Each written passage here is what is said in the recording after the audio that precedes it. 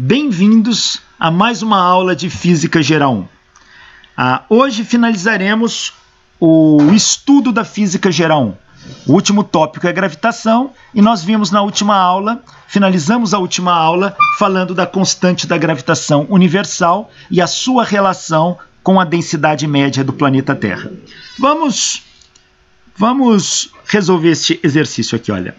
Sendo o raio da Terra de 6,37 10 a sexta metros e G igual a 9,80 metros por segundo ao quadrado na superfície da Terra, encontre a densidade média do planeta Terra. Bom, a densidade do planeta Terra é a massa da Terra pelo volume da Terra. Esse índice é aqui tirado de livro, quer dizer Terra, Earth em inglês, tá? Então, massa da Terra, volume da Terra. A aceleração gravitacional é dada por Gzão, massa da Terra, raio da Terra ao quadrado. Então, eu tenho que a massa da Terra aqui, olha, eu posso tirar daqui, vai ser G raio da Terra ao quadrado sobre Gzão. Substituo isto aqui na densidade. Então, a densidade da Terra vai ser a massa da Terra, que é G, raio da Terra ao quadrado sobre Gzão, pelo volume da Terra. Como a Terra é uma esfera, o volume é 4/3 de π raio da Terra ao cubo. Fazendo essa conta, a densidade da Terra dá 3/4 da aceleração gravitacional sobre π Gzão raio da Terra. Então, é 3/4 G, 9,80, π, Gzão, 6,67, 10 a menos 11. Raio da Terra, 6,37, 10 a sexta. Fazendo essa conta, a densidade do planeta Terra é de 5,51 vezes 10 ao cubo quilograma por metro cúbico. Vamos agora associar a terceira lei de Kepler à lei da gravitação de Newton. Veja, aqui temos o Sol com a massa do Sol. Um planeta com MP, que é a massa do planeta. O planeta orbitando o Sol. Órbita elíptica, mas de excentricidade muito baixa, aproximadamente uma circunferência, de raio R. A velocidade do planeta é a velocidade tangencial V. Veja, a força que age sobre este planeta, ela é a força gravitacional, que o Sol aplica e puxa para cá. Essa é a força gravitacional. Bom, mas essa força que aponta aqui para o centro é a centrípeta. Então, a força gravitacional é igual à força centrípeta. Força gravitacional é Gzão, massa do Sol, massa do planeta sobre a distância ao quadrado. É igual à força centrípeta que atua no planeta. Massa do planeta, velocidade do planeta ao quadrado pelo raio. Corta aqui, corta aqui. Vamos ter que G, massa do Sol sobre raio ao quadrado, é igual a massa do planeta também, cortei aqui, ó, essas duas. Então vai dar, quem é V quadrado? A gente já comentou a aula passada. O V é a velocidade com que ele gira, que é a volta toda, 2πr, sobre o tempo que ele gasta para dar a volta, que é o período. Então, aqui é V quadrado, é 2πr sobre período ao quadrado. Eu não vou cortar os R quadrados, não, que eu vou aproveitá-los. Então, olha, se eu pegar 2π ao quadrado, dá 4π quadrado. 4π quadrado. Deixa eu fazer isso aqui no cantinho.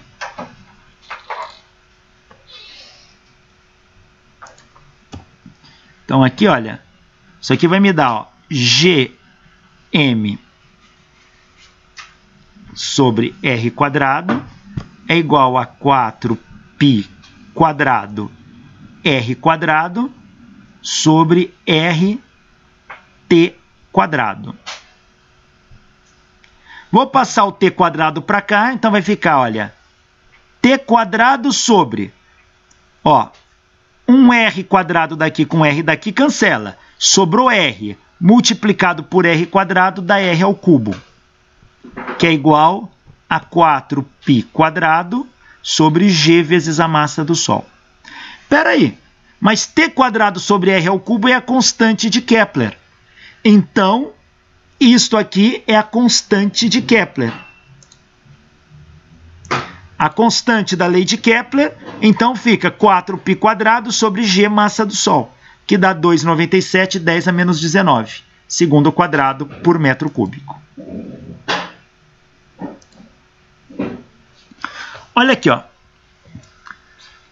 Calcular a massa do Sol, sabendo que o período orbital da Terra em volta do Sol é de 3,156 10 a 7 segundos. E a distância média a partir do Sol é de 1,496 10 a 11 metros. Eu tenho a impressão que eu já resolvi esse exercício. Não, enfim, vamos... Então, olha, a constante de Kepler é 4π quadrado sobre g massa do Sol. Pela lei de Kepler, a constante é o período da Terra ao quadrado sobre a distância da Terra ao Sol ao cubo, que tem que ser igual a isso. Daqui eu tiro a massa do Sol, que é 4π quadrado sobre g, distância da Terra ao Sol ao cubo sobre o período da Terra ao quadrado. Substituindo os valores, g 6,67 10 a menos 11. Aqui, distância da Terra ao Sol, 1,496 10 a 11 ao cubo. O período orbital da Terra em volta do Sol, 3,156 10 a 7 ao quadrado. Fazendo essa conta, isso dá a massa do Sol, 1,99 10 a 30 quilogramas. Tá aí. Canhão orbital. O que é isso? Newton, isso lá no Principia, na obra Principia, Newton imaginou o seguinte: imagina um canhão que deu um tiro. Se não tivesse a gravidade, a bala sairia em linha reta. Mas como tem a gravidade, a bala descreve um arco de parábola e cai aqui, ó. Se ele der um tiro com uma velocidade inicial maior, a bala vai mais longe, mas ó, cai aqui. Com uma velocidade inicial maior ainda, ó, a bala vai matar um pinguim lá na Antártica. Ó. Mas se ele der uma velocidade inicial maior ainda, ó, a bala está aqui. Cai cada vez mais longe. Mas vai existir uma velocidade tal que ele dá, a bala cai. A bala cai, o tanto que a bala baixa é o mesmo tanto que a Terra curva. Portanto, a bala nunca mais chega ao solo. Ela entra em órbita. Isso que Newton chama de órbita. É uma queda constante, porém sem atingir a superfície. Aqui, olha.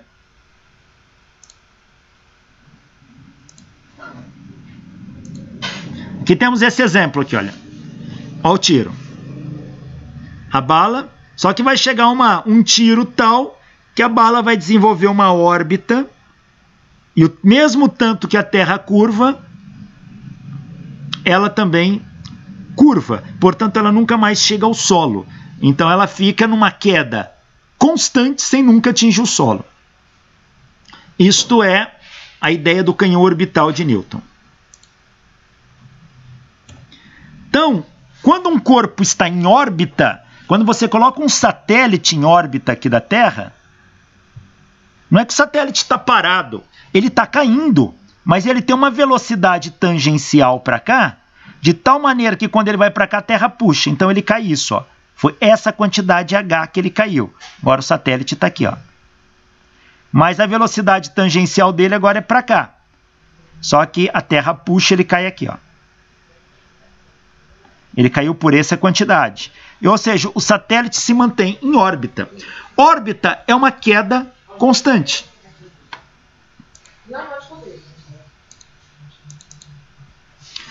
Olha aqui os astronautas em órbita. Quando você está em órbita, você tem a sensação de ausência de peso. Mas veja, a Estação Espacial Internacional, ela está a 400 quilômetros de altura. É uma distância como de São José do Rio Preto a São Paulo. só que para o alto. Se eu pegar uma vareta que vai de Rio Preto a São Paulo e erguer para o alto, eu cutuco o astronauta. Então é baixo. Quanto que vale a gravidade lá na estação espacial? Tem que calcular. Lembra que a gente calcula assim. Gzinha G, M sobre R quadrado. Coloca a altura do centro da Terra até 400 km de altura aqui e faz a conta. Você vai ver que a gravidade deve dar próximo de 9,7 metros por segundo ao quadrado. Nossa, professor, é tão alta como aqui? É. E por que o astronauta flutua? Porque a nave está caindo e o astronauta está caindo junto com ela constantemente, sem nunca chegar ao solo. É o efeito que você sentiria se você estivesse dentro de um elevador e o cabo rompesse. O elevador entra em queda e você entra em queda junto com ele. O teu peso, veja, se você estava sobre uma balança, a balança cai junto. Então ela não mede seu peso. Você tem ausência de peso. Isso é chamado imponderabilidade. Está aqui dois astronautas numa estação, onde um segurando o outro com o dedo, porque não tem peso. Tá? Então, essa é a ideia de imponderabilidade. Professor, Newton calculou qual seria essa velocidade mínima para poder fazer um objeto entrar em órbita? Calculou. E o que ele mostra para a gente é que ela varia com a altitude. Para cada altitude você tem uma velocidade de órbita diferente. E também com a gravidade do planeta, né? Sim. Pensando numa gravidade constante. Tá? Sim. Vamos exatamente calcular qual é a velocidade de órbita. Então imagina um corpo aqui, olha, orbitando. Esse corpo tem uma massa m, pode ser um satélite, por exemplo, uma velocidade tangencial v, a força da gravidade puxa ele para o centro da Terra. Estou pensando numa órbita em torno da Terra. A Terra tem um raio R e o objeto está a uma altura h da superfície. Então, está a uma distância R do centro da Terra. Quanto que vale R? É o raio da Terra mais h.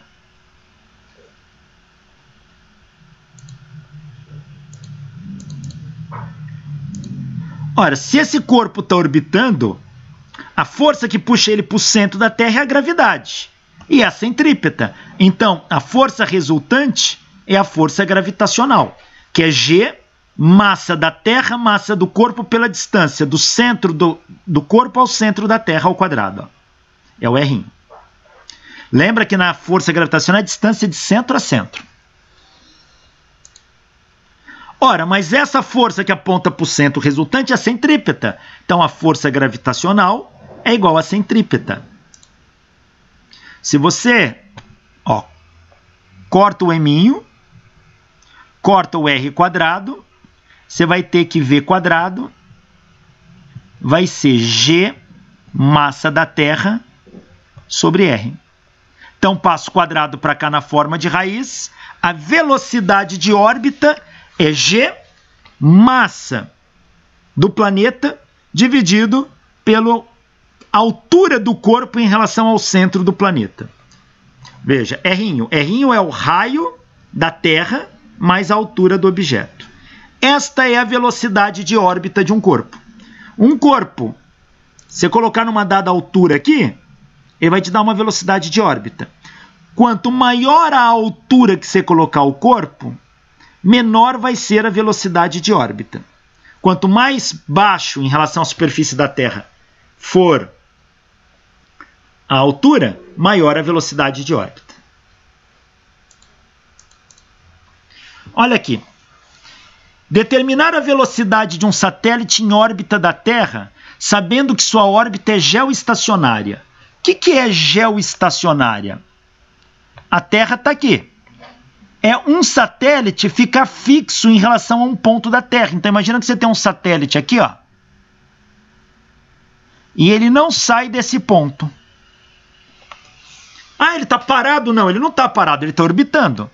Mas para que ele fique sempre em relação àquele ponto, ele está girando com a mesma velocidade angular da Terra. Portanto, ele gira junto com a Terra. Do ponto de vista de quem está no chão, é como se ele tivesse parado.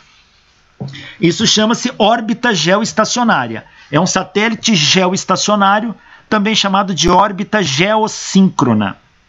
Os satélites de comunicação para TV a cabo, Sky, esses aí, Você tem uma anteninha no teu telhado que está apontada para o alto, ela está apontada para o satélite que está parado em relação a você. Então, qual a velocidade para que um satélite fique parado em relação a gente? Bom, usando a lei de Kepler, satélite em volta da Terra obedece à lei de Kepler. É um corpo orbital. T² igual a KR ao cubo. T² é 4. Quem é a constante? 4π² sobre GM. Aqui, no caso, o satélite está orbitando a Terra. Então, é a massa da Terra que eu uso. É a massa do corpo central. Vezes a distância do centro da Terra ao satélite ao cubo. Daqui eu tiro o raio, ou seja, a distância do satélite ao centro da Terra. É a raiz cúbica de G, massa da Terra, período do satélite ao quadrado, sobre 4π².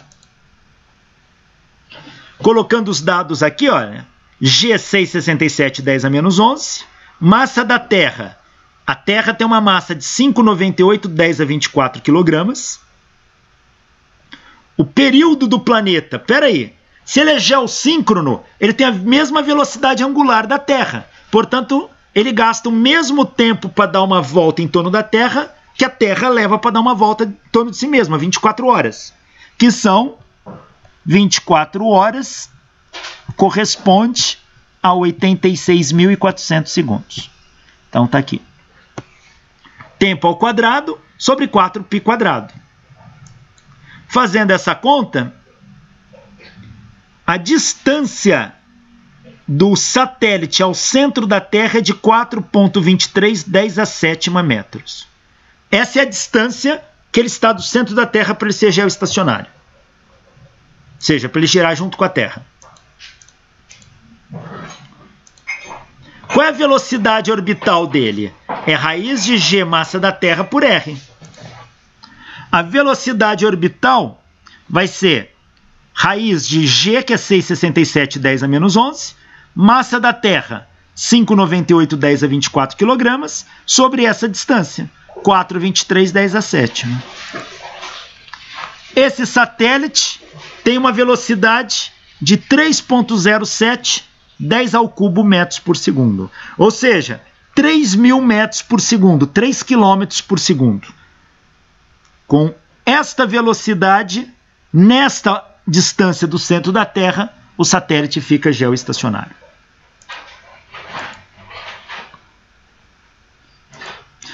Se a velocidade de órbita é raiz de Gm sobre R, existe um conceito que sai da teoria da relatividade geral, que é horizonte de eventos de um buraco negro. O que é o buraco negro? Uma região do espaço com uma gravidade tamanha que nem a luz escapa dele. Então, se tiver alguma coisa que tiver nessa região, ela vai entrar nessa região e não sai mais. Isso é o que nós chamamos de buraco negro. Só que o buraco negro tem um horizonte de eventos. O que é isso? É uma borda. Só cai no buraco negro aquilo que cruzar esta borda aqui. Essa borda chama-se horizonte de eventos.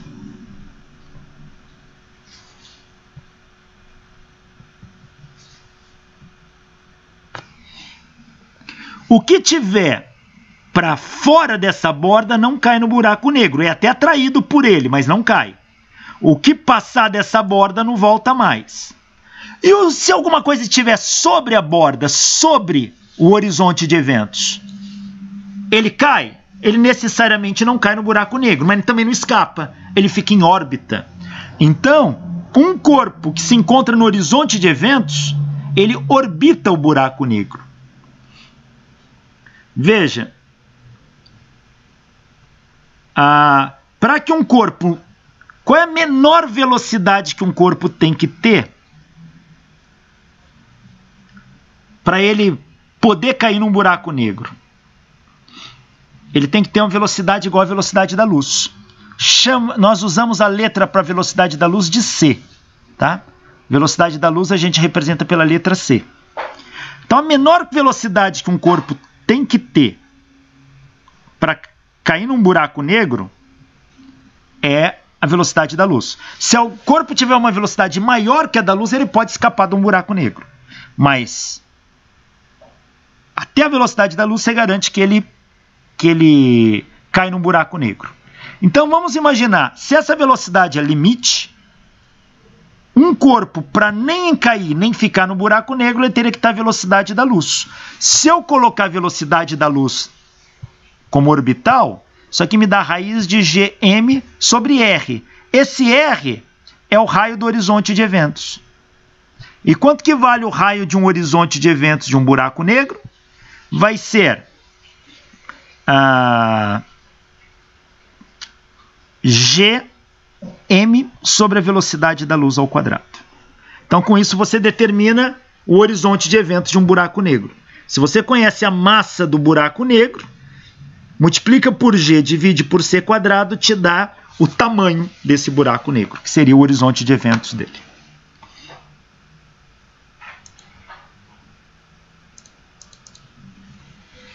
Newton mostrou que se a Lua está em órbita, ela está caindo. E ela cai sobre a Terra. Ele quis saber quanto que a Lua cai sobre a Terra. Então veja, a Lua está aqui, ela cai por uma distância h aqui, ó. Quanto que ela cai? Se não tivesse a Terra aqui, a Lua sairia em linha reta. Mas como tem a Terra atrai, a Lua cai. Por uma distância h. Se isso aqui, R1, é a distância da Terra à Lua, aqui é R1 mais h. E aqui é a distância que a Lua anda num dado tempo, uma distância d. Pelo teorema de Pitágoras, o quadrado da hipotenusa é igual à soma dos quadrados dos catetos. Eu tenho que R mais H ao quadrado é R1 quadrado mais D quadrado. Aqui, abrindo o quadrado do primeiro, mais 2 vezes o primeiro pelo segundo, mais o quadrado do segundo, R1 quadrado mais D quadrado. Corto o R1 quadrado, 2RH mais H quadrado é igual a D quadrado. Põe o H em evidência, H, 2R mais H é igual a D quadrado. Como esse tanto que a Lua cai é muito pequeno, então eu posso desprezar H quando comparado com 2 vezes a distância da Terra à Lua. Então isso aqui é desprezível, posso jogar fora, R1 é muito maior que H, então só vai sobrar o 2R1 aqui, ó, vezes H, 2RHzinho é aproximadamente D quadrado. Então H é D quadrado sobre 2R. Esse é o tanto que a Lua cai sobre a Terra. Quanto que vale D quadrado? Se num dado tempo t, essa distância vai ser velocidade vezes tempo. Então é VT quadrado sobre 2R. A velocidade é o comprimento da Lua em volta da Terra, 2πr, sobre o período da Lua. 2π. A distância da Terra à Lua é 384 milhões de metros. Sobre o período da órbita da Lua em volta da Terra é de 27,32 dias. Passa para segundo, multiplico por 86.400. Isso vai me dar 1022,7 metros por segundo. Essa é a velocidade orbital da Lua. Se eu colocar isso aqui e fizer essa conta, ou seja, o tempo eu vou tomar como 1 segundo. Eu quero saber quanto que a Lua cai em 1 segundo. Então vou usar no lugar do T 1 segundo. No lugar do V, 1022. Ponho aqui, faço a conta. Isso dá 1,36 vezes 10 a menos 3 metros. É isso que a Lua baixa a cada segundo. Isso equivale a 1/20 de polegada por segundo. É isso que Newton calculou para a gente. A Lua cai 1/20 de polegada por segundo, é o que faz com que ela faça essa curva, mantendo sua órbita. Professor, no exercício anterior, a gente calculou a altura que o satélite precisa estar para ele estar geoestacionário, né? Isso, em relação ao centro da Terra. Mas isso não pode ficar geoestacionário em qualquer altura, dependendo da velocidade dele? Não. Não? Não. Veja, para você Para ele estar geoestacionário, ele tem que ter a mesma velocidade de rotação da Terra. Tá? Imagina que você pega uma pedra. Pega uma pedra. Você quer que ela fique geoestacionária, parada aqui. Então ela vai ter que girar junto com a Terra, concorda? Mas se ela girar junto com a Terra, ela cai. Se você der uma velocidade muito grande para ela, ela pode entrar em órbita, mas ela vai ter uma velocidade angular maior que a da Terra.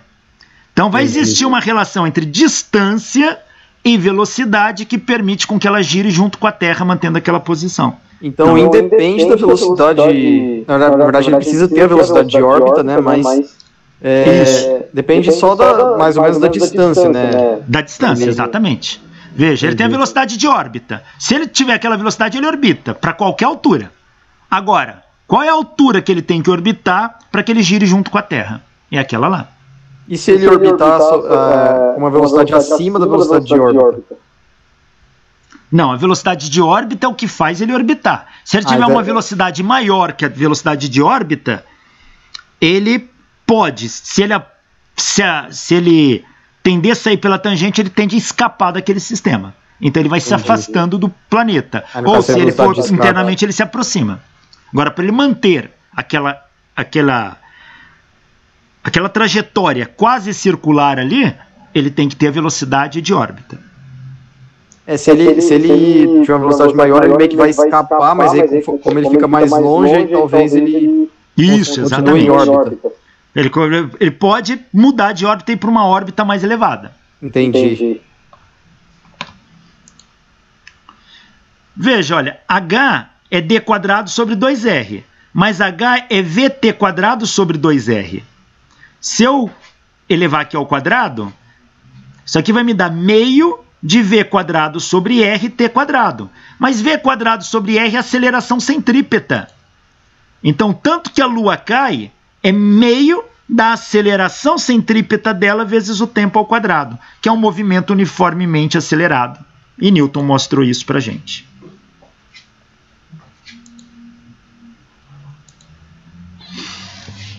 Marés. O que é maré? Maré é o efeito gravitacional que o oceano sofre devido à atração gravitacional da Lua e do Sol. O Sol tem muito mais massa. Então a força gravitacional do Sol é grande. Porém, o Sol está muito mais longe que a Lua, de tal maneira que o efeito gravitacional é pequeno. A Lua sobre a Terra tem um efeito gravitacional muito maior que o Sol. E o que acontece? A Lua tende a puxar os corpos para ela. A Terra toda não se desloca, mas aquilo que é fluido, em grande massa, tende a se deslocar. É importante, em grande massa. Você pegar um copo d'água, ele pode sofrer atração pela Lua, mas tem tão pouca massa aqui, lembra que a força gravitacional é proporcional à massa. Se a massa é muito pequena, não desloca a água do copo. Mas quando você pega um oceano, é tanta água ali, a massa é tão grande que o efeito provoca o deslocamento da água do oceano. E como o oceano é fluido, para onde que ele sobe, ele escorrega. Então a água flui para regiões e subindo o seu nível. Então o efeito gravitacional, principalmente da Lua, faz com que o nível dos oceanos se eleve. Esse fenômeno chamamos de maré. Não ocorre só com o oceano, grandes rios também, tá? E grandes sistemas líquidos que não sejam rios e oceanos também. Então, olha que a Lua está aqui. Ela atrai o mar, a água do mar se desloca para cá, ó. A água do mar se desloca formando um bojo de um lado da Terra. Só que a Terra está aqui. Opa, aqui não. A Terra está aqui, ó. Isso é a Terra. A Lua está aqui. A Lua atrai a Terra. Essa é a força gravitacional da Lua sobre a Terra. Só que a Terra não é uma partícula, ela é muito extensa. Então, a força gravitacional da Lua atua sobre toda a Terra. Então ela também age no centro da Terra. E também age na outra ponta da Terra. Veja, tudo isso aqui é força gravitacional da Lua na Terra. Mas como a Terra não é pequena, ela é extensa, e a força gravitacional varia com o inverso do quadrado da distância, este ponto está mais perto da Lua do que o centro da Terra. Então, esta força aqui, chamada de 1, ela é maior do que a força em 2 que atua no centro da Terra, que é maior que a força em 3 que atua na outra borda. Ou seja, o efeito gravitacional da Lua gera diferentes forças em diferentes pontos da Terra. Isso a gente chama de efeito de maré.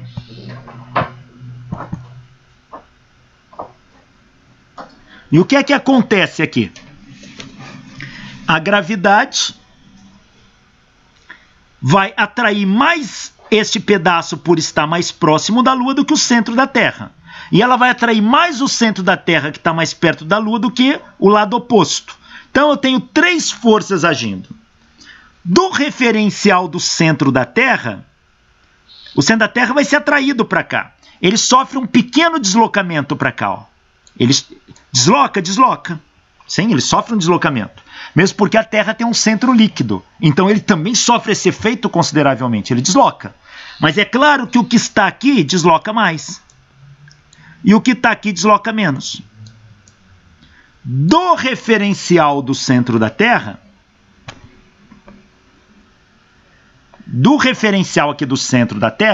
se eu fizer a medida daqui, ele vai ver isso aqui se deslocando para cá. Mas como ele está se deslocando para cá, ele vai enxergar o ponto 3 se deslocando para o lado oposto. Porque ele se desloca mais do que o ponto 3. Então, do ponto de vista dele, o ponto 3 se afasta dele. E o ponto 1 também. Ou seja, quando a gente analisa o efeito da Lua sobre a Terra, o oceano aqui, ó, ele aumenta porque ele é atraído. Em relação ao centro da Terra, o oceano também afasta aqui. Então ele forma 2 bojos.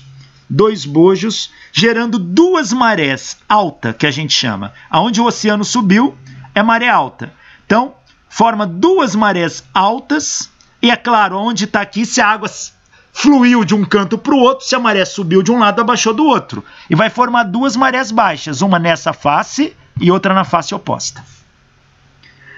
Então, a Lua provoca um efeito médio, tá? Porque isso vai depender do relevo do continente onde está o oceano, mas você vai ter esse bojo aqui, ó, dos 2 lados. 2 marés altas e 2 marés baixas. Ó. Pera aí, mas se a Lua atrai tudo isso, o oceano se desloca, isso não aumenta o atrito, porque a Terra está em rotação, então uma coisa que está perpendicular à rotação se movimentando. Sim, causa um atrito enorme. O núcleo da Terra também é líquido, quando ele se desloca, ele também atrita. Isso faz com que a rotação da Terra seja freada por um efeito de maré. E a gente mede isso. A rotação da Terra, ela diminui 0,002 segundos por século a cada dia. Ou seja, a cada dia quero dizer, a rotação que define um dia diminui 0,02 segundos por século. Ou seja, em 1000 séculos, isso vai diminuir 2 segundos o dia. Vai diminuir a rotação, né? Se diminuir a rotação, o dia aumenta, o dia fica mais curto. Portanto, o efeito da maré tende a frear a rotação da Terra. Estudos mostram que, no início da formação da Terra, o dia durava 14 horas, hoje ele dura 24. E ele vai ficando cada vez mais lento. Até que um dia entra um equilíbrio. A Lua que está girando, ela se equilibra com a rotação aqui.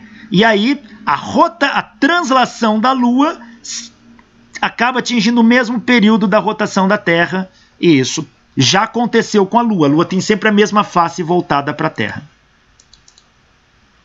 Então tá aqui. Essas forças diferenciais, a Lua está aqui, ela causa uma força aqui, uma força no centro e uma força menor na outra extremidade. Se eu pegar as 2 extremidades, eu tenho uma diferença de força aqui e aqui. chamar aqui de F1, aqui de F2. Eu tenho uma força diferencial entre F1 e F2 aqui, ó. Se F1, se eu chamar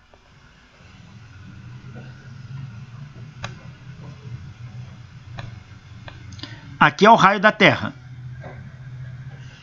Se eu chamar essa distância de R', quanto que vale F1 que está aqui?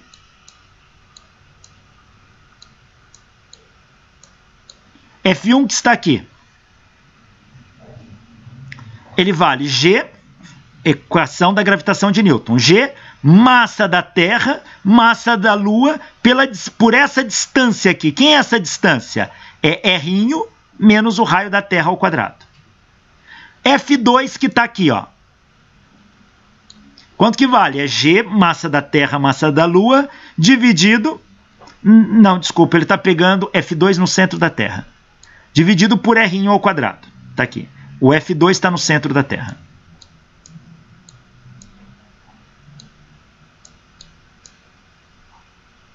Ele mediu em relação ao centro. Mas aqui eu vou ter uma força diferencial. Um lado é mais esticado do que o outro.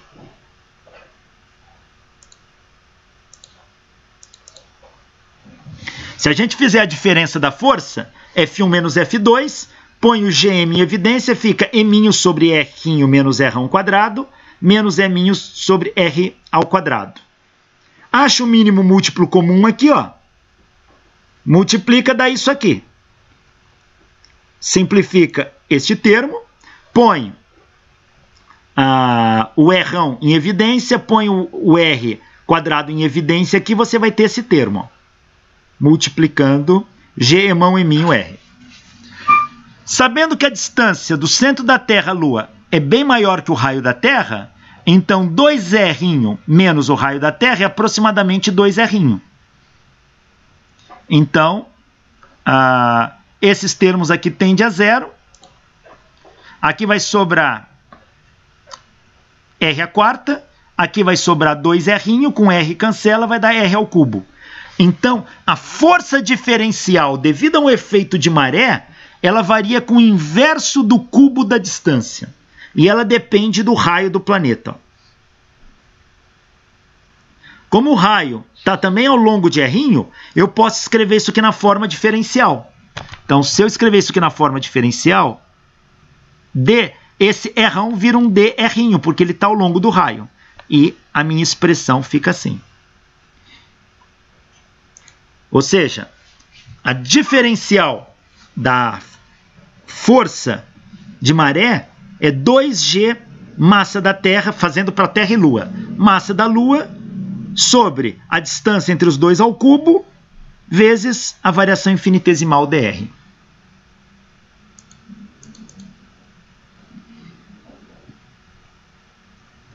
Limite de Roche.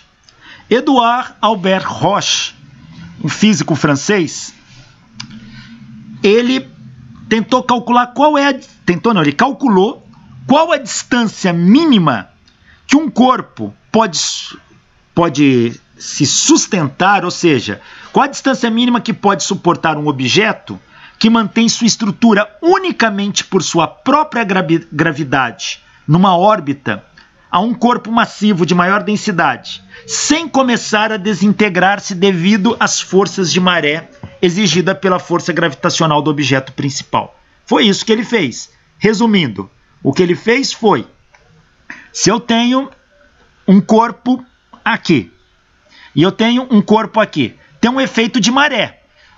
A gente viu o efeito da Lua na Terra, mas a Terra também aplica maré na Lua. Tem forças diferenciais aqui, ó. A pergunta, essas diferenças de força esticam a Lua. Qual é a menor distância que esse corpo tem que ter aqui, ó? Qual a menor distância para que esse esticão não quebre o corpo? Porque se esticar demais, o corpo quebra. Qual é a menor distância para isso? Roche determinou qual é essa distância.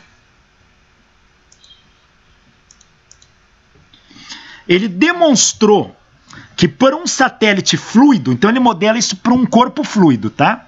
mantido apenas por sua gravidade, e esse corpo tendo uma densidade média, ρ, orbitando em torno de um planeta de densidade média, ρ e raio R1, isso aqui é do planeta. A distância mínima do planeta ao satélite é dada por essa expressão.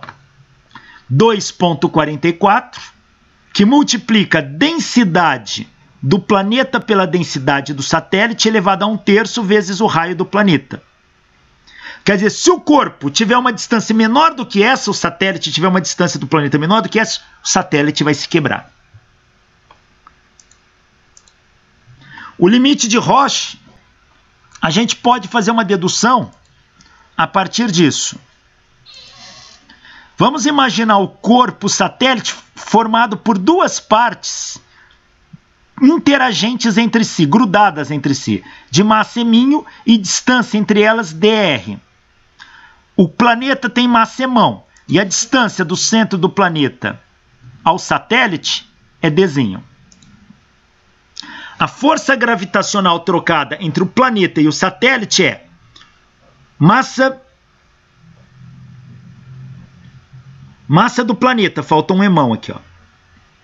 Massa do satélite, que é 2m, sobre dr². Tá? Então aqui ficou errado. Aqui, ó, é G, massa do planeta, massa do satélite. Então, vai ficar 2G, massa emão, eminho, sobre essa é a força gravitacional trocada. E qual é a força de maré? A força de maré varia com a distância ao cubo. Então vai ser dado por isso aqui. 2G emão, eminho, sobre a distância ao cubo dr. Essa é a força de maré que estica o satélite.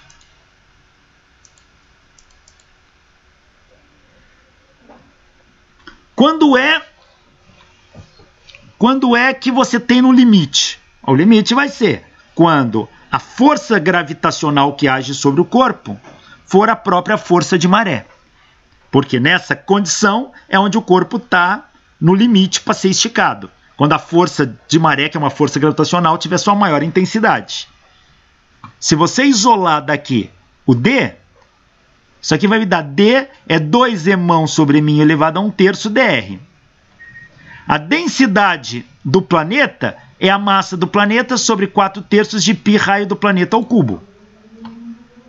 A densidade do satélite é a massa do satélite 2m. Pelo volume do satélite, 4/3 de π dr sobre 2, que é o raio do satélite, ao cubo. Tá? Mas, na verdade, ele está formado em duas partes. Então, são dois volumes. Eu multiplico esse volume por 2, dá 8 aqui. Ó. Fazendo essa conta, substituindo aqui. Então, aqui, dessa equação, eu tiro emão e substituo aqui. Dessa equação, eu tiro eminho e substituo aqui. Fazendo isso, dá 16 elevado a 1/3, densidade de emão por densidade de eminho elevado a 1/3 vezes R. Isso dá 2,51, densidade do planeta pela densidade do satélite elevado a 1/3 vezes o raio do planeta. Espera aí, Roche falou que dava isso. A gente fez as contas, deu isso. Qual que eu uso? Na verdade, os dois é muito grosseiro. Primeiro, Roche modelou isso para que se o satélite fosse um fluido, o que não é real. Então ele chega nesse valor, que a gente está considerando como se o satélite tivesse só dois pedaços interagindo por força gravitacional, que não é real. O valor dessa constante numérica 2,51 no lugar de 2,44 é porque a gente não leva em conta que as partículas formam um fluido. Ou seja, a gente não leva em conta as tensões intrínsecas do fluido. Em 1974, Hans Agarwald e Werner Oberbeck estudaram o caso da ruptura de maré por corpos esferoidais sólidos, rochosos e gelados, como são os satélites e as luas aí. Eles encontraram para corpos desse tipo, com diâmetros maiores que 40 km, que a distância mínima que ele pode chegar do planeta é dada por isso. Então, no cálculo real, é esse valor que a gente usa aqui, ó. 1,38, densidade do planeta pela densidade do satélite elevado a 1/3 vezes R. Olha esse exercício. Qual a menor distância que a Lua pode chegar da Terra sem se romper? Vamos usar o limite de Roche, mas o atual calculado. A massa da Terra é 5,97 10 a 24 kg. O raio da Terra, 6.370 km. Pega isso de uma tabela de astronomia que tem no final do livro do Tipler. A massa da Lua, 7,35 10 a 22 kg. O raio da Lua, 1.738 km. A densidade da Terra, vamos ter que colocar aqui, é a massa da Terra por 4/3 de π, raio da Terra ao cubo. Se eu colocar a massa da Terra aqui, o raio da Terra aqui, fizer essa conta, dá 5.514 kg por metro cúbico. A densidade da Lua é a massa da Lua por 4/3 de π, raio da Lua ao cubo. Põe a massa da Lua aqui, o raio da Lua aqui, faz essa conta. Dá 3.342 kg por metro cúbico. Substitui esses dois dados aqui. Aqui põe o raio da Terra. Fazendo essa conta, a distância mínima que a Terra pode chegar, que a Lua pode chegar da Terra sem se quebrar, é 7.527 km. Se a Lua ficar numa distância inferior a isso, ela vai se quebrar em pedaços. Tá?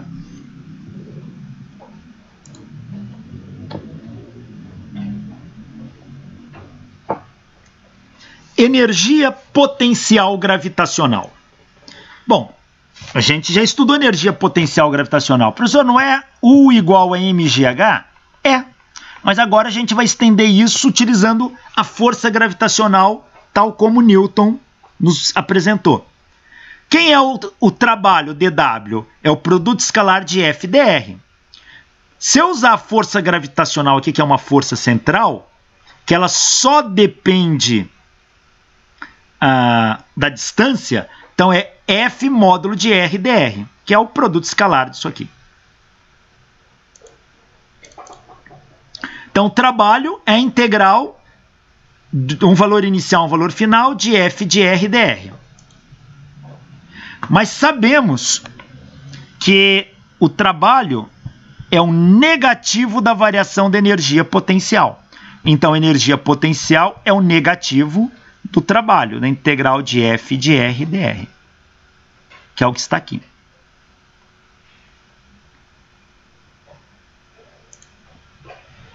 Então, a variação da energia potencial, que é o final menos o inicial. Quem é essa força?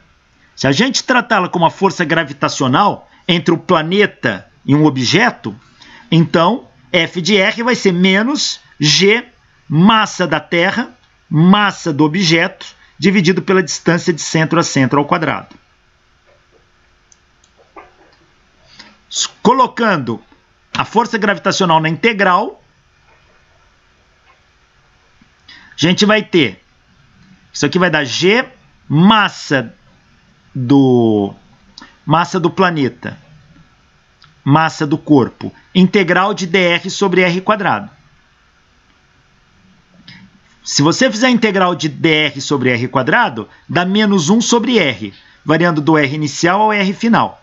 Substituindo, o final menos o inicial, que é a variação da energia potencial, é menos g, massa da Terra, massa do objeto, 1 sobre a distância final do objeto ao centro da Terra, menos 1 sobre a distância inicial do objeto ao centro da Terra.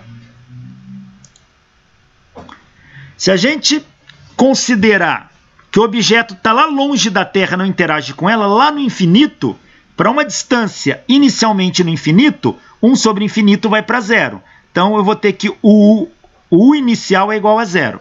A gente, quando lida com corpos assim, a gente considera com uma condição inicial quando ele não está interagindo com ninguém. E quando é que ele não interage com a Terra? Quando ele está lá no infinito. Então a energia potencial dele no infinito é 0. Se lá no infinito, inicialmente, ele não interagia com ninguém, depois que eu trago ele para junto da Terra, ele interage. Então aqui eu vou ter, esse cara aqui dá 0.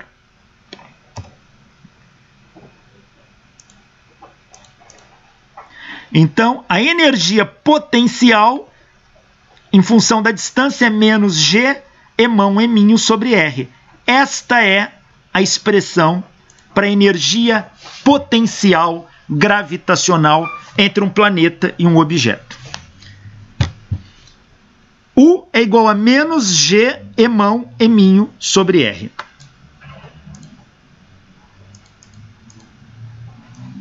Se eu tiver dois corpos, e se não for o planeta, forem dois corpos de massa, M1 e M2. Bom, a energia potencial gravitacional entre os dois vai ser G, M1, M2 sobre R. O sinal de menos, pessoal, é porque a força é atrativa. Vocês vão ver que toda vez que a força entre dois corpos for atrativa, a energia potencial dá negativa. Ela é menor que 0, indica que há uma atração entre os corpos.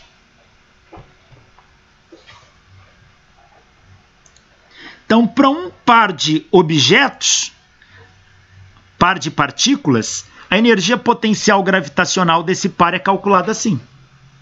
E para um trio, aí vai ficando complicado, porque eu tenho que calcular par a par. Então, tem que calcular a energia entre o objeto 1 e o 2, a energia entre o 1 e o 3, e a energia entre o 2 e o 3, e somar tudo.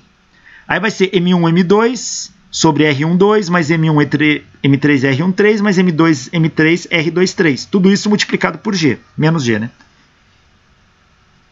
Aí eu faço interação sempre aos pares, 2 em 2, e somo tudo. Imagine um corpo que está aqui, olha, a uma distância h da superfície da Terra e a uma distância raio da Terra mais h do centro da Terra. Inicialmente, o corpo está na superfície da Terra e eu vou levar esse corpo até a altura h. Qual é a energia potencial gravitacional? Bom, então a energia potencial final menos a energia potencial inicial. Vai ser menos G, massa da Terra, massa do corpo, dividido pela distância final, que é R, raio da Terra mais H, menos G, massa da Terra, massa do corpo, pela distância inicial, que é essa aqui, que é o raio da Terra. Tá aqui.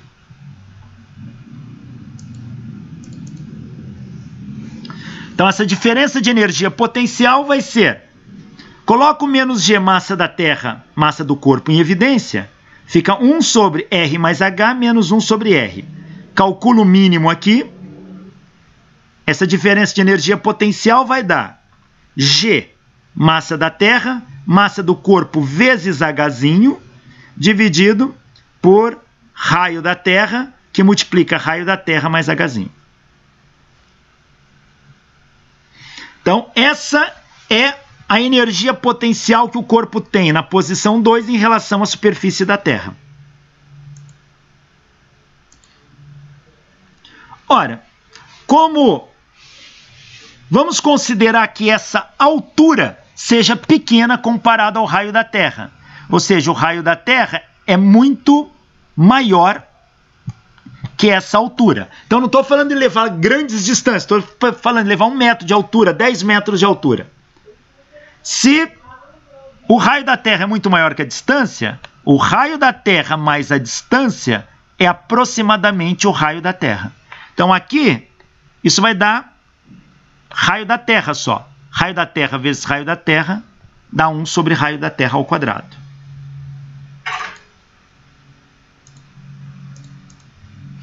Então, se eu levar isso em conta que a altura não é muito grande, ela é desprezível comparada ao raio da Terra, esse denominador fica assim. Mas espera aí, quem é isso? Isso aqui a gente já viu, é G. G, a gravidade, é gzão massa do planeta pelo raio do planeta ao quadrado. Então, essa diferença de energia potencial em relação à superfície da Terra está dando mgh, que era o que esperávamos.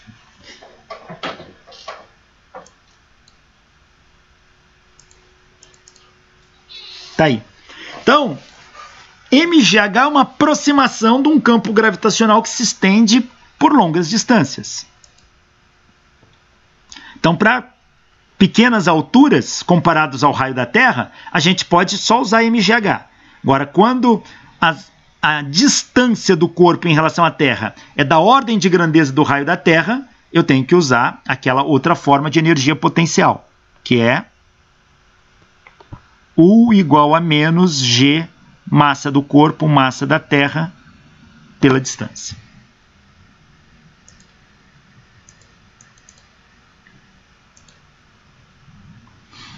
Velocidade de escape.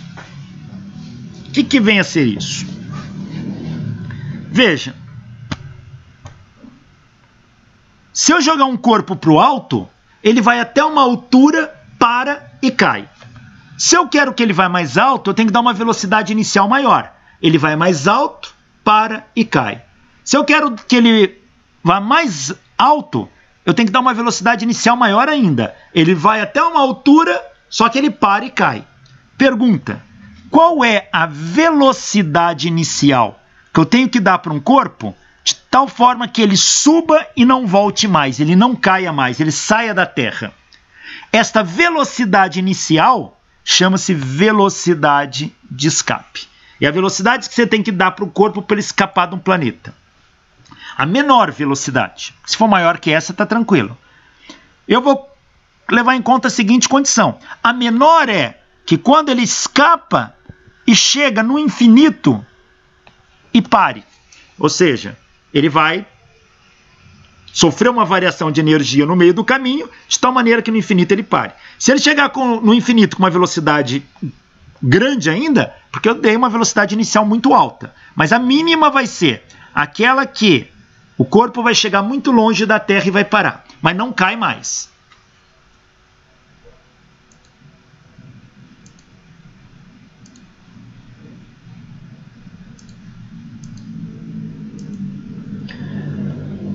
Ora,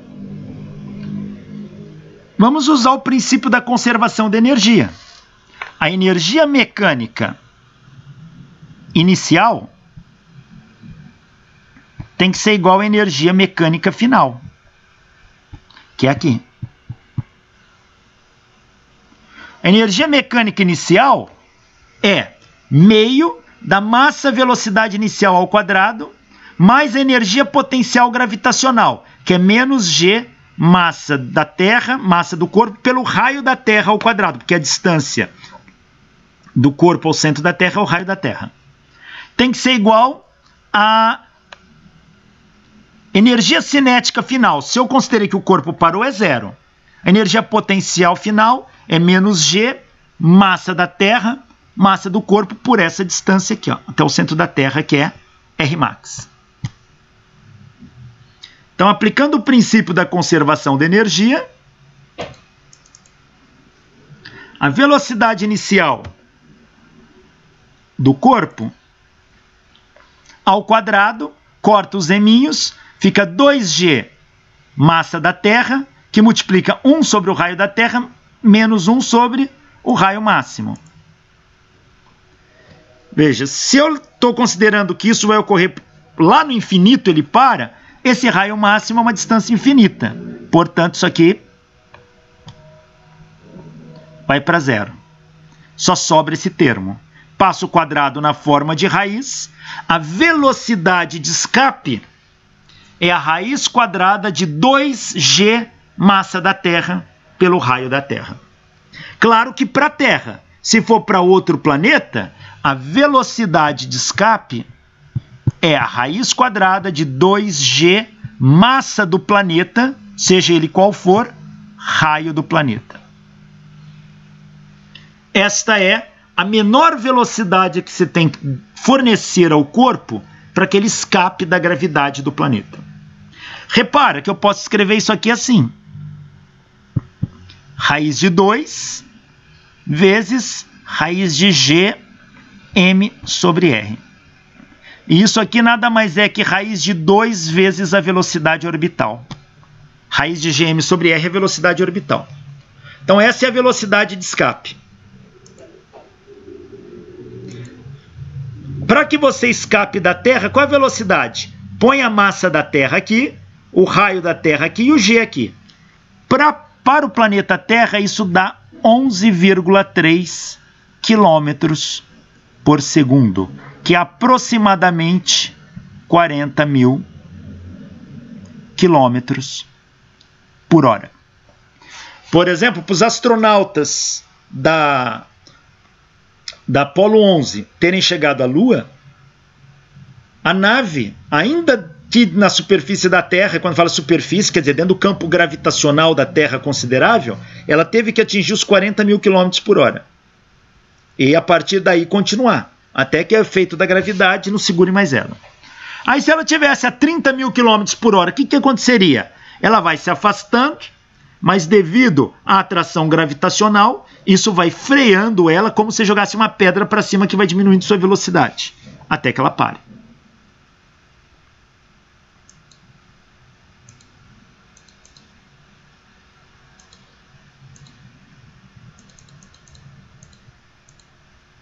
Então essa é a velocidade de escape.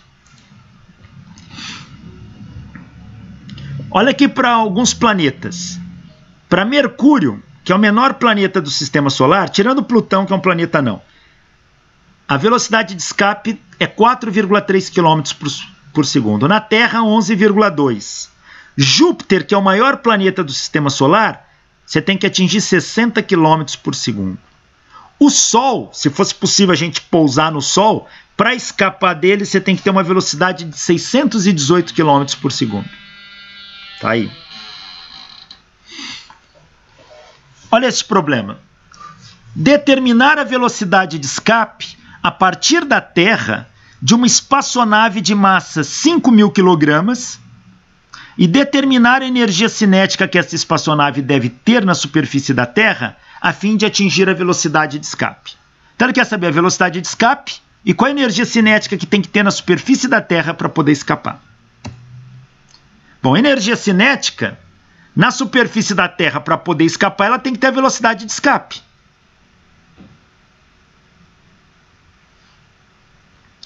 Qual é a velocidade de escape na Terra? 11,2 km por segundo, que dá 1,2 10 a 4 metros por segundo. Então, a velocidade de escape ao quadrado vezes a massa da nave vezes meio. Meio massa da nave, velocidade de escape ao quadrado. Então, a energia cinética para ela poder escapar da Terra, 3,14, 10 a 11 joules.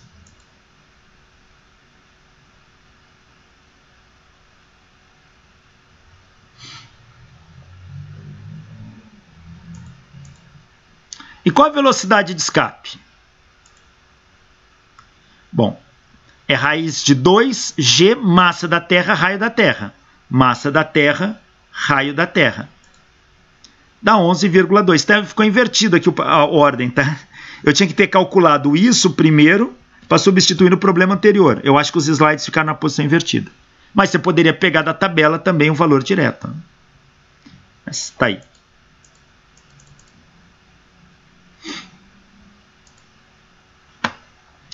Classificação das órbitas pela energia. Veja, se você fizer o gráfico da energia potencial contra a distância, ele varia com o inverso da distância, dá quase uma hipérbole equilátera. Como é negativo, isso está abaixo do eixo aqui, ó. Então, essa é a curva que representa a energia potencial do planeta variando com a distância. Suponha que aqui seja o planeta Terra, esse é o raio da Terra. Ó. A gente está medindo a partir da superfície dele. Ó. Se a gente sabe que energia mecânica é cinética mais potencial, a energia mecânica é cinética meio de mv². A potencial é potencial gravitacional, ela é negativa. Quando eu somo aqui fica negativo. Então, menos G emão eminho sobre R. A gente chama quando a energia total do sistema é menor que zero, a gente diz que o sistema está ligado. O que significa isso? Vamos imaginar que eu dei uma energia total, essa pontilhada aqui, ó, E1. Ela é menor que zero. Quer dizer que você tem uma energia potencial que cruza esta energia total. Isso significa que quanto que vale a energia cinética? A energia cinética vale a energia total menos a potencial. Então, se eu meço a energia cinética, ela é essa diferença aqui, ó. Quando a energia total ela é negativa, significa que o sistema é atrativo. Ou seja, ele mantém um corpo atraído em relação ao outro. Por quê? Porque a energia cinética, ó, nesta região, ela não dá conta de superar a energia total. Ela vem até o valor da energia potencial. Isso faz com que a interação do corpo, a energia cinética não permite com que o corpo escape do campo gravitacional. Então ele fica ligado. Então, quando a energia total de um sistema é negativa, a gente fala que esse sistema é um sistema ligado, porque ele é atrativo, ele se mantém por interação ali. Quando a energia total do sistema for maior que zero ou igual a zero, por exemplo, esse aqui, a energia potencial nunca vai atingir aquilo ali, ó. Nunca atinge. Portanto, a energia potencial é uma assíntota que ela tende a zero, ó, mas não alcança zero. Então, para um sistema igual a zero, para uma energia total igual a zero ou maior que zero, o sistema vai diminuindo sua energia, mas ele tem energia cinética suficiente para escapar desse sistema. Então, olha a energia cinética, essa diferença aqui, ó. Ele tem energia cinética acima desse valor aqui, ó. Portanto, se eu der energia cinética para esse sistema, ele vai se afastando, apesar de ter energia potencial puxando ele, ele consegue escapar. Portanto, quando a energia total do sistema é maior ou igual a zero, o sistema não fica conectado, ele se separa. É um chamado sistema não ligado. E isso nos interessa para órbitas de planetas, cometas e tudo mais. Veja, se a energia total é meio de mv² menos g emão eminho sobre r ao quadrado, se a energia cinética aqui, olha, vamos analisar essas duas situações. Se a energia cinética for menor que a potencial, uma coisa menos a outra, uma coisa pequena menos uma coisa grande, está algo negativo. Portanto, se a energia cinética é menor que a energia potencial, a energia do sistema é negativa. E o sistema, ele é ligado. Ele é ligado. Se ele está ligado, o corpo fica preso ao outro por energia de interação gravitacional. Então, no caso de um planeta em volta do Sol,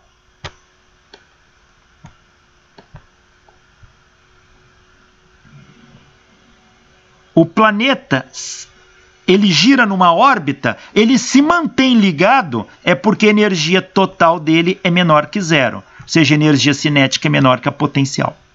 E a gente sabe que isso, a órbita, pela lei de Kepler, ela é elíptica. Então, por um sistema ligado, energia cinética menor que a potencial, a energia total negativa, a órbita é elíptica. Se a energia cinética for igual à energia potencial, a energia total é zero. E a gente tem como demonstrar em mecânica um pouco mais avançada que esta órbita ela é parabólica. Nesse caso, não é ligado. Como que é uma órbita parabólica? O Sol está aqui, um cometa, por exemplo, vindo aqui, ó, ele faz isso. Passa aqui e vai embora. Nunca mais volta. É uma órbita parabólica, não é ligada, porque energia é igual a zero.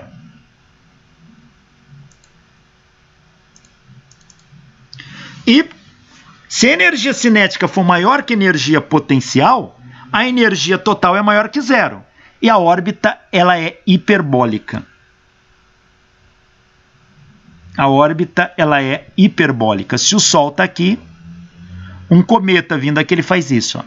Faz uma hipérbole e nunca mais volta. Então, isto aqui é ligado, está interagindo, e esses dois aqui não ligados.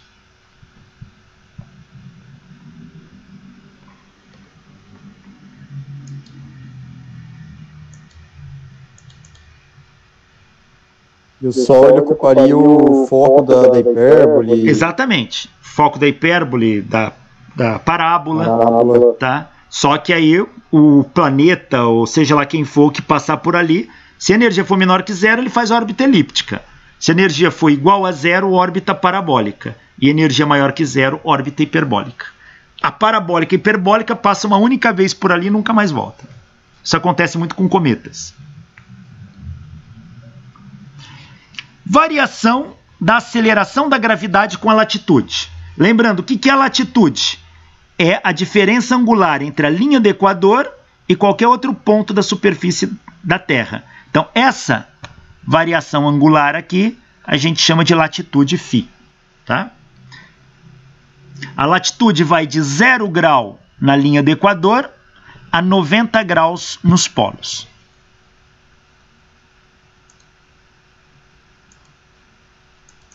Imagina que eu tenho um corpo que está numa dada latitude.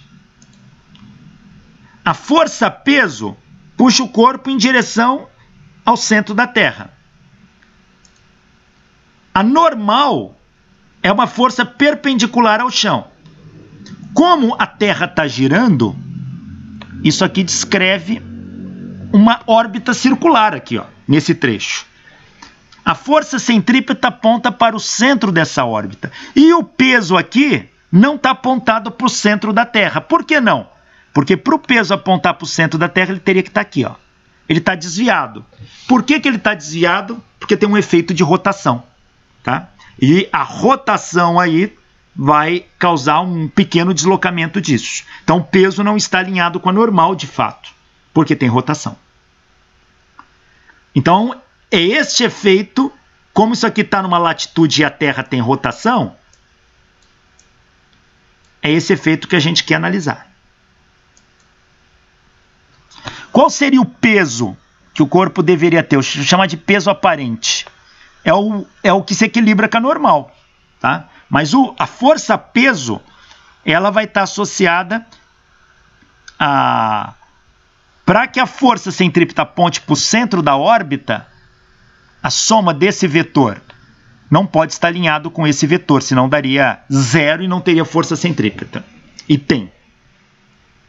Então, neste caso, como que a gente analisa isso? Aqui é o ângulo de latitude. Olha, aqui é o ângulo φ, que é igual a esse ângulo φ aqui, entre o peso e a força centrípeta.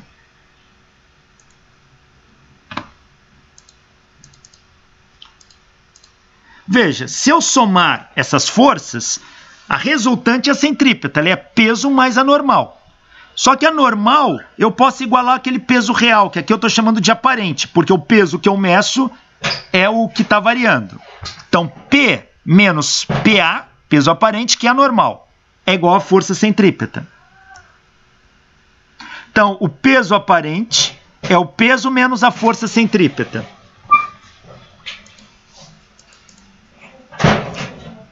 O peso aparente é a massa do corpo vezes a gravidade na latitude que ele se encontra. O peso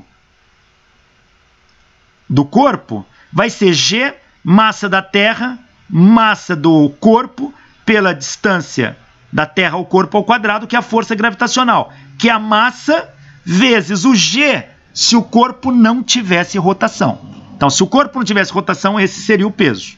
Aqui, numa dada latitude, tem rotação. Então, este cara vai ser diferente desse.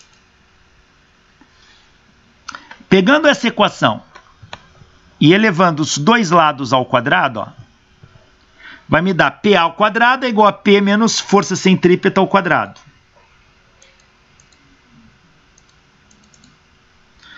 PA ao quadrado é peso ao quadrado mais força centrípeta ao quadrado menos 2 peso vezes a força centrípeta.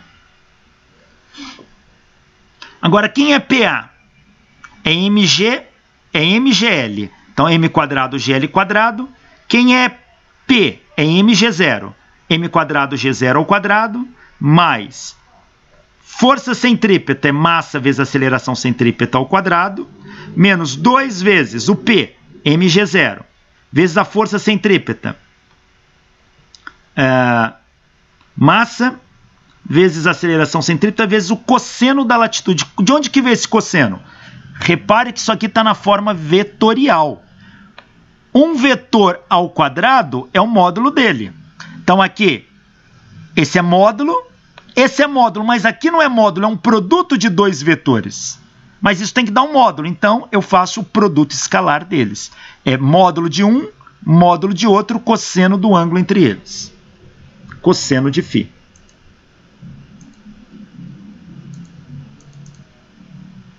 Corta as massas. A gravidade numa latitude ao quadrado é a gravidade se a Terra não tivesse rotação ao quadrado, mais aceleração centrípeta ao quadrado, menos 2G0 AC cosseno φ. Isso aqui. Veja, se o corpo descreve uma órbita naquela latitude, qual é o raio dessa órbita? O raio dessa órbita, esse é o raio da Terra, ó. Projeta ele aqui. O raio da órbita vai ser o raio da Terra cosseno φ. Ele é a projeção em cosseno ali.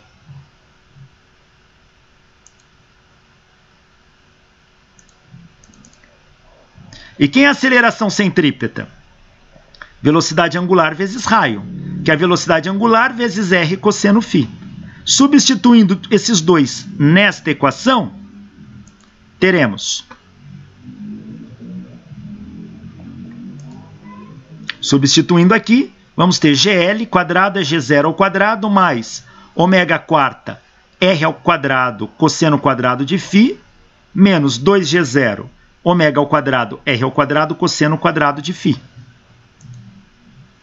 Passo o quadrado para cá na forma de raiz. A aceleração da gravidade numa latitude φ é dada por essa expressão. G0 ao quadrado mais, que eu coloquei entre parênteses, ômega quarta R quadrado menos 2G0 ômega ao quadrado R ao quadrado vezes cosseno φ. Então, veja que a aceleração da gravidade ela tem um efeito da rotação da Terra e na latitude que ela se encontra. Vamos analisar quanto que vale isso para algumas latitudes. No Equador, o ângulo φ é igual a 0. Cosseno de 0 aqui, ó. Cosseno de 0 ao quadrado vai dar 1. Então, no Equador, a latitude ela é dada, a aceleração da gravidade ela é dada por isso. Olha, aqui eu posso fazer a conta. E se você olhar para esse termo, ele é um quadrado perfeito. G0 ao quadrado mais ômega quarta R quadrado menos 2G0 ômega ao quadrado R quadrado, isso é G0 menos ômega ao quadrado R ao quadrado. Ó. Raiz quadrada de alguma coisa ao quadrado. Então, no Equador, a aceleração da gravidade vai ser a aceleração da gravidade se a Terra não tivesse rotação, que é o G0, menos ômega ao quadrado R. Vamos ver nos polos. Nos polos, a latitude são 90 graus. Se eu colocar cosseno de 90, dá 0. Todo esse termo zero. Então vai dar raiz, só vai sobrar isso aqui, ó. Raiz de G0 ao quadrado é G0. Ou seja, a aceleração da gravidade no polo é aceleração como se a Terra não tivesse rotação. E por quê? Porque nos polos, se o eixo de rotação é aqui, se você estiver sobre o eixo de rotação, você não tem rotação. Então, isso aqui é a gravidade no polo. G0 é a gravidade no polo. Eu achava que tinha variação da gravidade por causa que a Terra não é uma esfera perfeita, por causa que, por exemplo, o Equador é mais distante do centro da Terra do que nos polos. Sim, também tem esse efeito, mas também é tão pequeno isso que é desprezível. Entendi. Isso se só leva em conta se você tiver instrumentos muito sensíveis. Existem instrumentos que medem isso, chama-se gravímetro.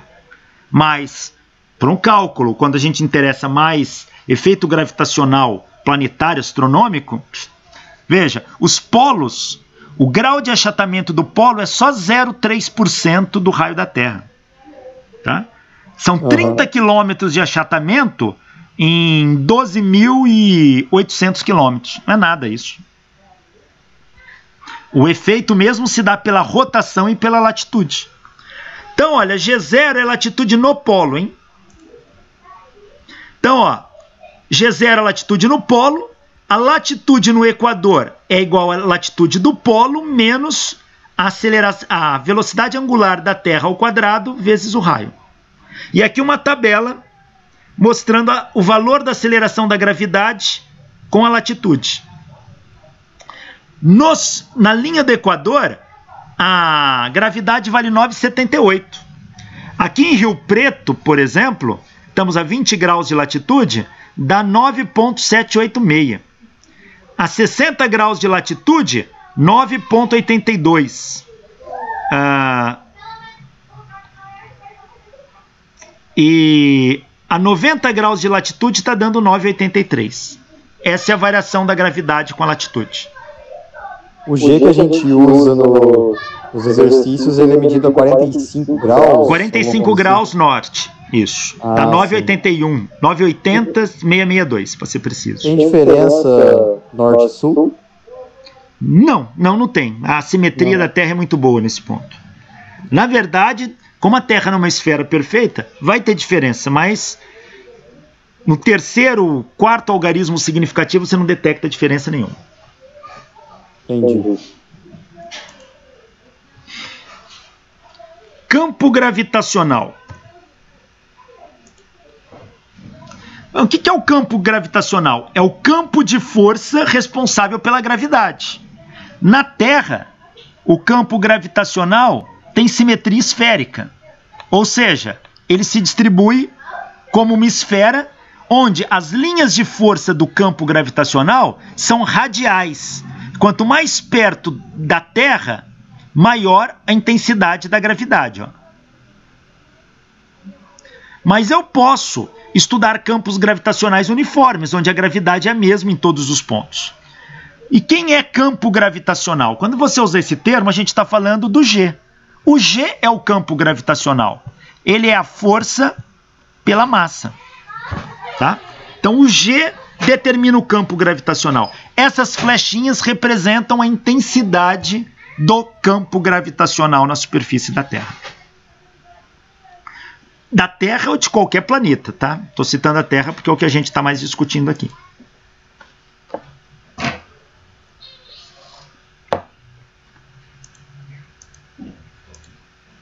Veja, a força trocada entre duas partículas, M1 e M2, força gravitacional, é menos G, M1, M2, sobre a distância entre as partículas ao quadrado, no sentido da linha de ação que liga o centro de uma partícula ao centro da outra. Quem é o campo G? É a força gravitacional dividido pela massa da partícula. Então, se eu coloco uma partícula neste campo gravitacional, essa partícula de massa m, ela fica sujeita à ação a uma força gravitacional, dada por isso o campo gravitacional. G é a força pela massa.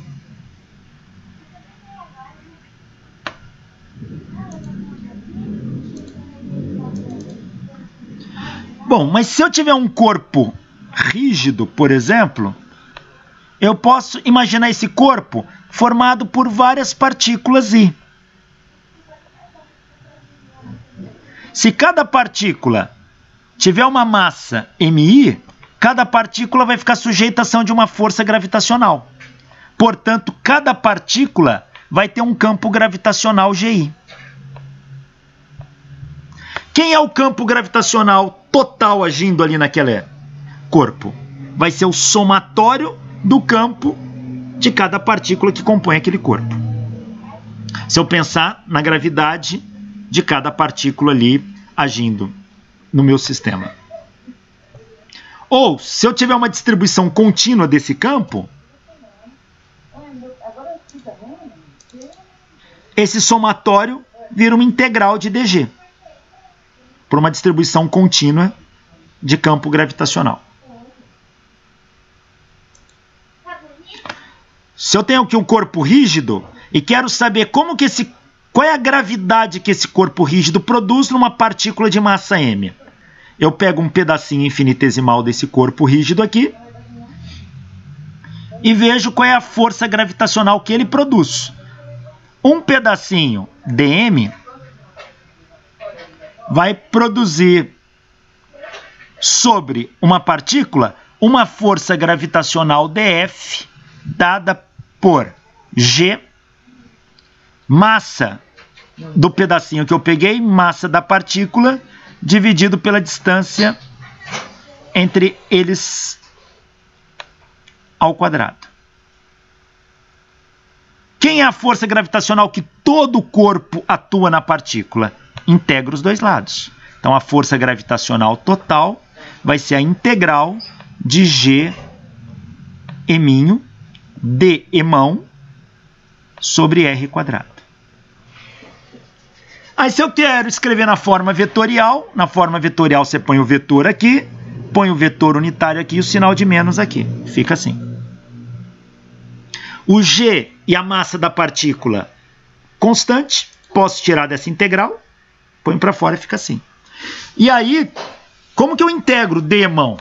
Eu vou ter que usar aquele conceito. Se o corpo for comprido, ele tem uma densidade linear de massa, que é dm sobre dx. Então, dm é lambda dx. Se o corpo for uma área, ele tem uma densidade superficial de área sigma, que é dm dA. Então, daqui eu tiro que dm é sigma dA. E se o corpo tiver uma massa distribuída em todo o espaço, ele tem uma densidade volumétrica ρ, que é dm dv. Daqui eu vou tirar que dm é ρ dv. E aí, é isso que eu vou substituir aqui. Igual a gente fazia para calcular o momento de inércia, mesmo raciocínio.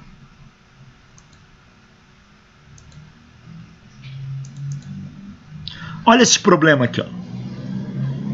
Duas partículas de massa emão cada estão localizadas sobre o eixo y, em y igual a mais a e y igual a menos a. Encontre o campo gravitacional dessas partículas agindo no ponto P, conforme a figura.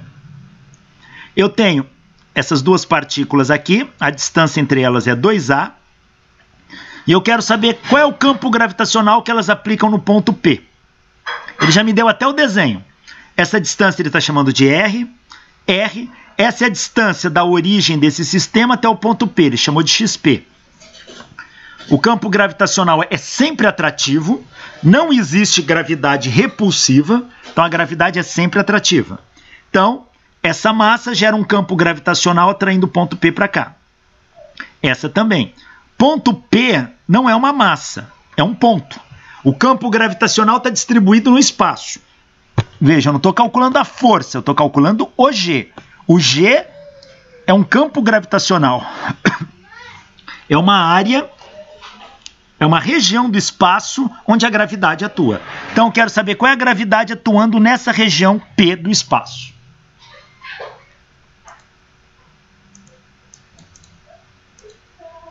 Bom, pela simetria do problema, essa massa é igual a essa distância é igual a essa. Então a gravidade gerada pelo corpo emão aqui em cima é igual à mesma gravidade gerada pelo corpo aqui embaixo. Eu estou chamando um de G1, outro de G2. Então, pela simetria do problema, G1 é igual a G2. E como que eu calculo G? Gzão emão sobre R quadrado. É a É sempre assim. A gravidade é G, massa do planeta. Aqui não é planeta, então é a massa deste corpo, dividido pela distância dele no ponto P do espaço, ao quadrado. Então, os dois vão ter este mesmo valor. Quem é esse vetor aqui, ó? Olha só para este. Eu posso decompor em x, fazer de outra cor aqui. Eu posso decompor em x e y. Esse G1 eu decomponho em G1x e G1y. O G2 eu decomponho em G2x e G2y. Você vai ver que pela simetria do problema, os vetores em y vão ser iguais e opostos. Então, o somatório dos g's em y, vetorialmente, vai dar 0. Porque eles vão se cancelar aqui, ó.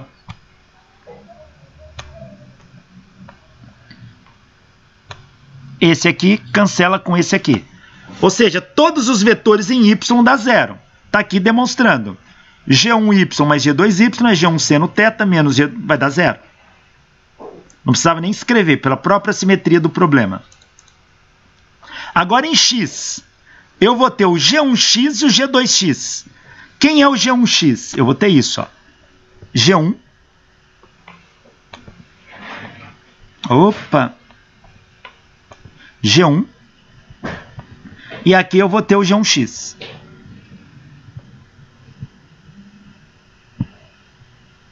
E aqui eu vou ter um ângulo θ entre eles. Então, quem é o G1x? Ele é G1 cosseno θ. Então, G1x é G1 cosseno θ. Quem é G2x? É G2 cosseno θ. Mas G1 é igual a G2, então isso aqui vai dar 2G1 cosseno θ. Porque eles são iguais. Quem é o cosseno de θ? É o cateto adjacente pela hipotenusa R.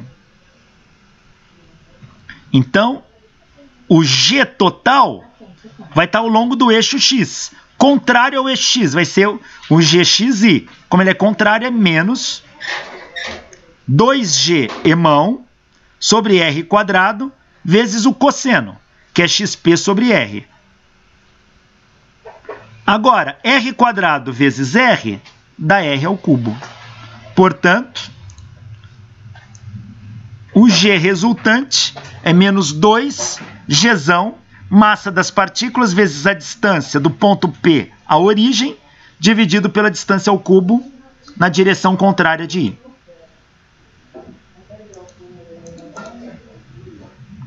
Quem é R? É só achar aqui por Pitágoras, ó. Isso aqui é um triângulo retângulo.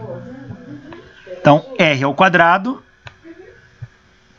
é igual a XP ao quadrado mais A ao quadrado. Como é o cubo, então isso aqui vai ser R é XP quadrado mais A ao quadrado elevado a meio. É isto ao cubo. Então vai ficar elevado a 3 meios.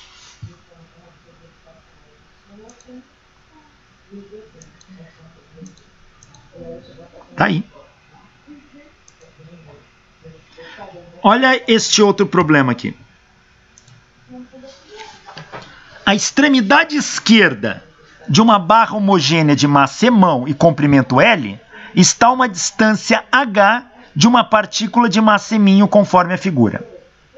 Calcular a força gravitacional exercida pela barra sobre a partícula. Então eu quero saber qual é a força que essa barra exerce na partícula. Barra tem tamanho L e está a uma distância h da partícula. Bom, eu sei que dm, eu sei que se eu pegar um pedacinho infinitesimal aqui da barra, se a barra tem massa m, esse pedacinho infinitesimal tem massa dm e largura dx, ó. Então ela vai ter uma densidade linear lambda que é dm dx. Ou seja, dm é lambda dx. Mas quem é lambda? Se a barra é homogênea, lambda é a massa total pelo comprimento da barra. Então, dm é lambda dx. dm é massa total pelo comprimento da barra dx.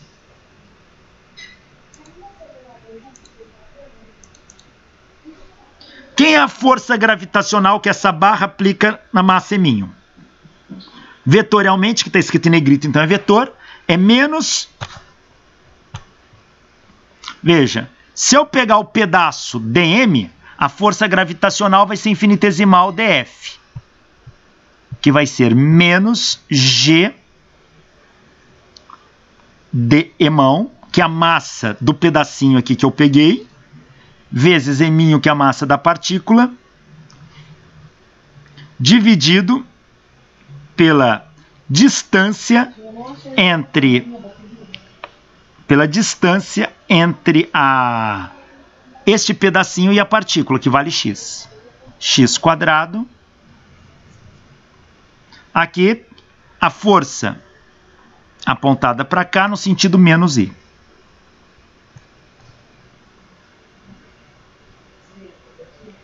Então, esse é o pedacinho. Se eu integrar os dois lados, ó, eu vou ter isso aqui. Aqui cancela, vai dar F.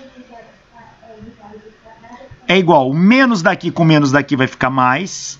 G, eminho. Como o G e o eminho são constantes, sai da integral. Integral de dm. Mas dm é m sobre L dividido por x quadrado dx, que é o que está escrito aqui. Aqui eu já fiz, já ficou desse jeito. O m sobre L também sai da integral. Então fica... Então fica o menos daqui com menos daqui ficou mais. O gm eu pus para fora, m sobre L também. Ficou integral de dx sobre x quadrado. Ó, vou integrar de quanto a quanto? Eu vou integrar desta ponta, porque eu tenho que pegar para toda a barra, até essa ponta aqui, ó. Então, na verdade, eu vou integrar do valor h, em relação à origem, até este valor aqui, que é o h mais o L. Então, o meu x vai de h até h mais L.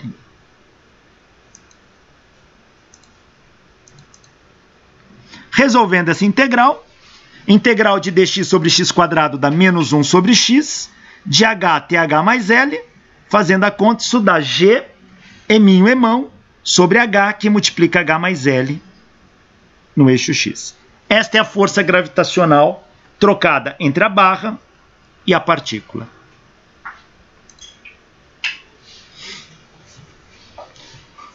Olha este outro aqui.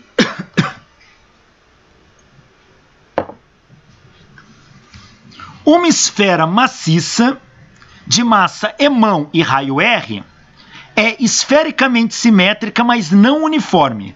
Ela não é uniforme, apesar de ser uma esfera. A densidade ρ é proporcional à distância R ao centro. Isto é, ρ é igual a Czão R, para R menor igual a 0. E ρ é igual a 0 para... Desculpa. ρ é igual a Czão R para R menor igual a R. E ρ é igual a 0 para R maior que R, sendo Czão uma constante. Item A, determinar a constante. Item B, determinar o G, o campo gravitacional, para R maior ou igual a R.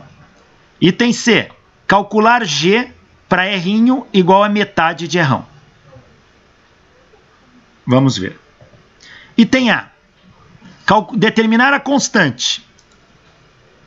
Ora, eu sei do seguinte, que é uma esfera, a densidade é dm dv, densidade volumétrica. Então, daqui eu tiro que dm é ρ dv. Integro os dois lados. Integral de dm vai dar m, é igual a integral de ρ dv. É isso que está escrito aqui. M é igual a integral de ρ dv.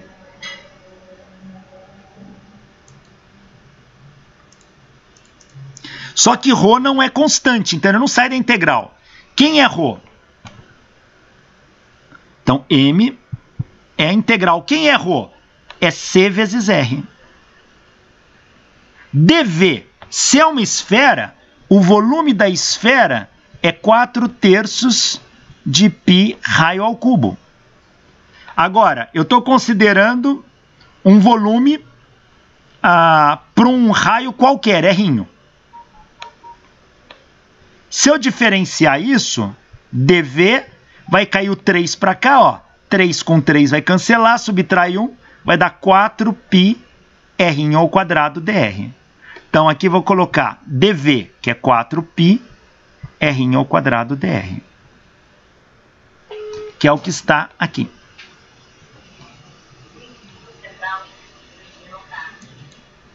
O C é constante, sai da integral.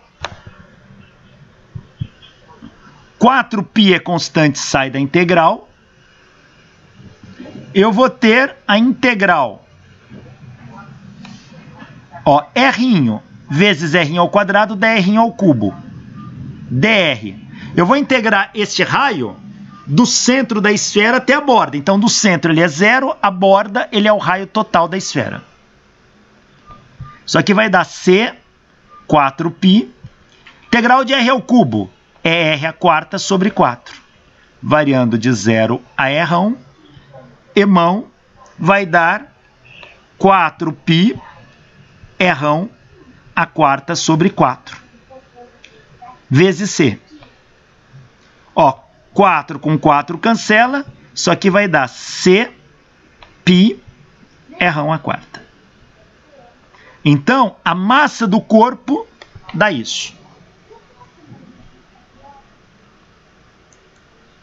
Se a massa do corpo dá isso, quem é Czão? É a massa total da esfera dividido por πr². Esta é o valor da constante. É a massa total da esfera dividido por π raio da esfera à quarta potência.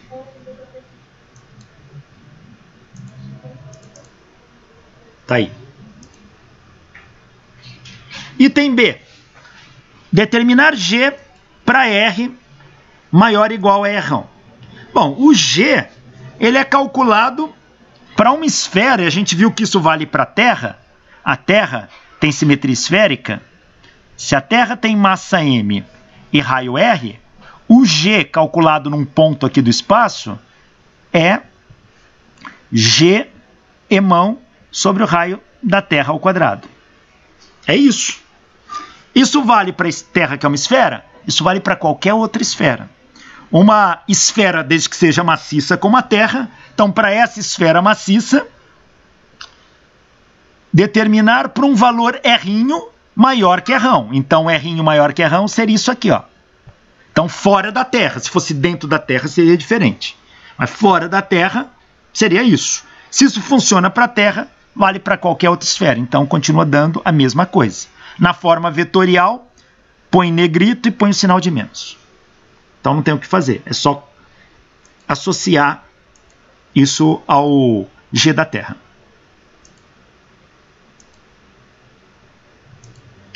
E para R, metade do raio da esfera.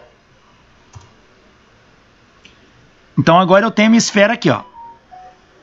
Aqui é o raio da esfera. Só que agora eu quero fazer isso para uma região que vale metade do raio. Então isso aqui vai traçar uma esfera diferente, está dentro da outra, de massa M'. Então a esfera de massa M' está dentro da esfera de massa Emão. Qual é a massa M'? É a integral de ρ dV para esta região aqui, ó. Só que agora eu vou integrar de 0 a R sobre 2, CR 4πr² dr, igualzinho fizemos no primeiro item. Só que agora eu vou integrar de 0 a R sobre 2. Isso vai dar Cπ R² sobre 16. A constante é a mesma, substitui aqui. Se eu substituir a constante aqui, vai ficar Emão sobre πr² vezes πr² sobre 16. Portanto, a massa da esfera interna é a massa total dividido por 16. Se eu considero que G de uma esfera é dado por isso, só que agora o G, para aquele raio, eu vou usar a massa M'. E o raio, eu vou usar metade do raio da esfera maior. Fazendo a conta, isso aqui vai dar, então, ó, G menos G. Quem é M'? É M sobre 16. Quem é R²? É meio de R². Ó, 2 ao quadrado dá 4. Cancela com 16 aqui, vai dar 4 aqui no denominador, R². E GM. Portanto,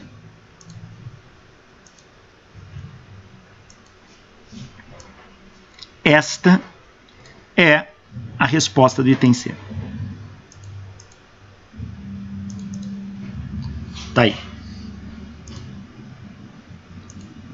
Bom, o que nós vimos nessa parte depois da primeira prova? O que nós vimos foi momento linear,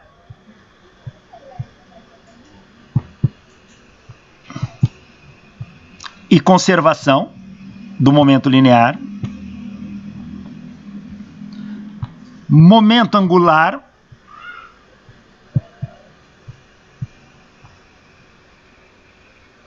rotação e conservação,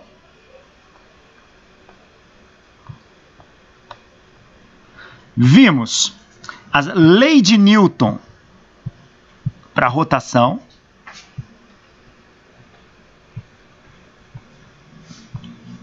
vimos colisões,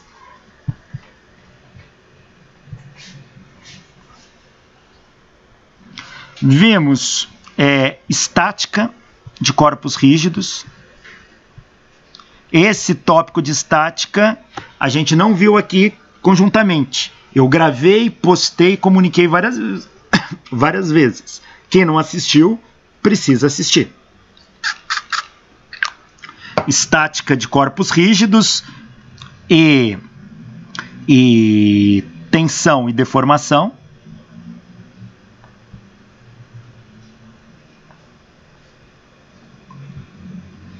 E vimos gravitação.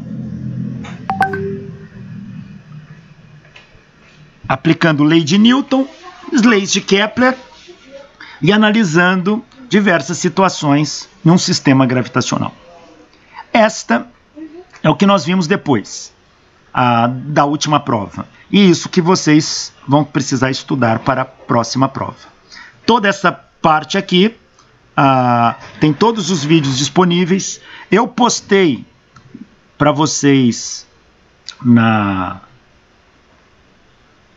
anterior à última prova, eu postei um link para o livro do Tipler. É bom dar uma olhada, tá? Tem lá, ajuda bastante. Bom, esta é a nossa matéria, o conteúdo está cumprido. Eu encerro aqui a nossa matéria. Agradeço a atenção, a paciência de todos. Espero ter contribuído, colaborado com a formação de vocês. Enfim,